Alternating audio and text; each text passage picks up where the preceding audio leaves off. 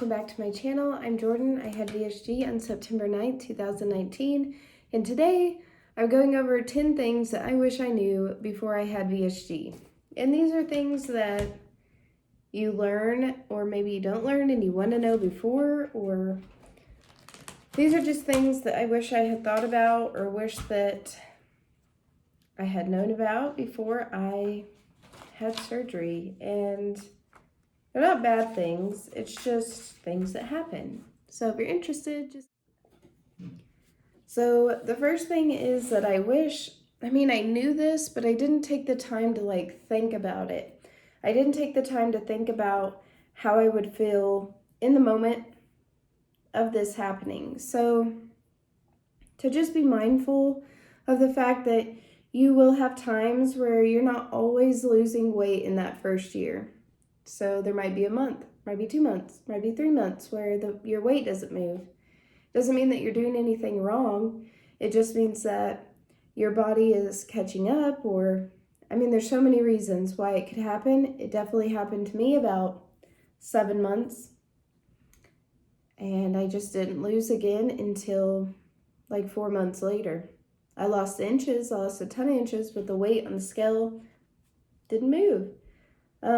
2 would be your weight will still fluctuate. We're still human.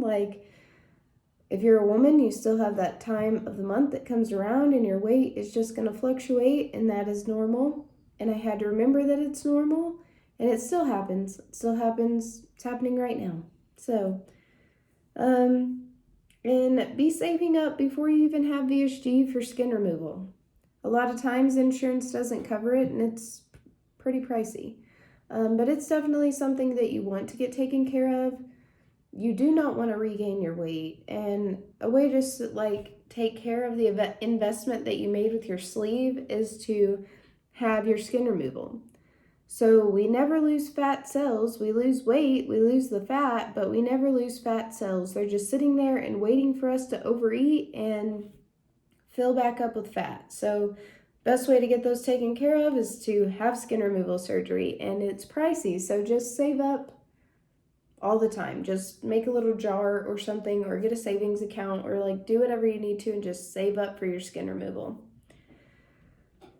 Number 4 is you will eventually eat more, and our sleeve is just a tool. Eventually, we're going to be back to normal 4 to 5 ounces of food at a time, and that's normal. It's normal to eat normal-sized portions. And number 5 is don't rely solely on your restriction from surgery. Weigh your foods out. Eat the healthy foods. Don't have the slider foods, okay? The slider foods are what are going to get you in trouble, and you're going to start gaining weight, or you're going to hit stall. Slider foods are anything that goes down way too easy to be that good. Those are slider foods.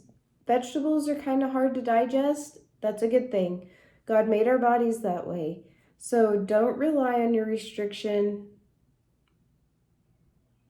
all the time. And don't eat until you're full. Just eat till you're satisfied, and don't push that restriction feeling all the time. You want to keep that for as long as possible, so just eat until you're satisfied. Number 7 is everything in life will change. And I mean everything. From things that you think don't even matter, that end up mattering, and they change. Everything in your life will change.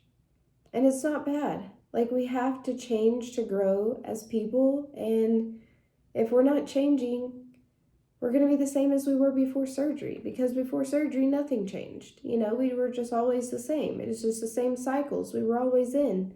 And just be ready and be open and allow yourself to change is the next one. Allow yourself to change, and don't fight the change so hard.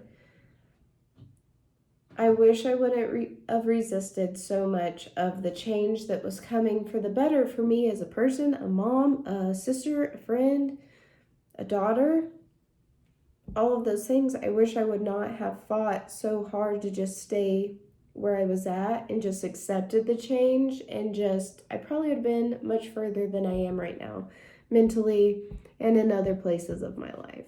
So, yeah. Stress will still affect your weight, even with the sleeve. So 2020 was a stressful year, and that was my year of, like, my year I went through being post-op. So it was really hard, and I learned ways to not stress eat, but stress still affected my weight loss. I could be a whole lot further, but I had a lot of things that were out of my control that changed, that it still affected me. And the best way that I was able to cope with them, other than I couldn't eat, was exercise, declutter my house, rid my own space of clutter. And sorry, I got scared. A bird hit my window. Anyway, just declutter my house and do the things that I could do and the things that I could control, and just taking control over those things, and sleeping good, getting my water in, trying to eliminate the stress the best I could, getting outside for 5 minutes a day with no shoes on and just walking around and being thankful and grateful, having a grateful journal, and all of those things. They really made a difference during that really stressful time of post-op. And last thing is the hardest thing that I've had to deal with, because I love people and I want the best for people, but you will see their true colors even if you've known them your whole life, or, it's just is what it is. For some reason, when people lose weight, it really triggers other people, and I don't know why. I wish people could just be happy for other people if they decide to get healthy, but a lot of times they are not, and it can be hard on you. So don't have a hard heart towards people, but just know if you start seeing changes in people you really love and you really thought highly of, that it's not you personally, it's just something that they're dealing with and within themselves, and for some reason it just came out towards you. And don't harbor unforgiveness towards them. Just forgive them and release them and let them go where they're at, and continue to let God grow you where you're at. I hope that these 10 tips help you, or the 10 things that I wish that I know, they give you something to think about. And even if you're post-op, to just reflect on things and journal them out. And yeah, give me a thumbs up, subscribe, follow me over on Instagram at jordyntlee_lee, and I will see you.